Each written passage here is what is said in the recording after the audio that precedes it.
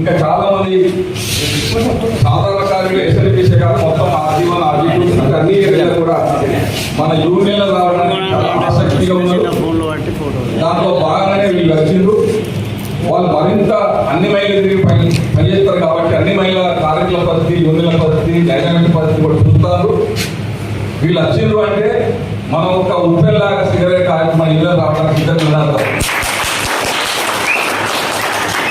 అన్ని మహిళల మీద మాట్లాడుతున్న నాయకులు మాట్లాడుతున్నారు, అలా యాజమాన్య ప్రభుత్వాలు చూస్తున్నారు, యూనియన్ల ప్రభుత్వాలు చూస్తున్నారు. కూర్చొని ఒక నిర్ణయాన్ని వచ్చిండ్రు అంటేనే మనం అర్థం చేసుకోవాలి.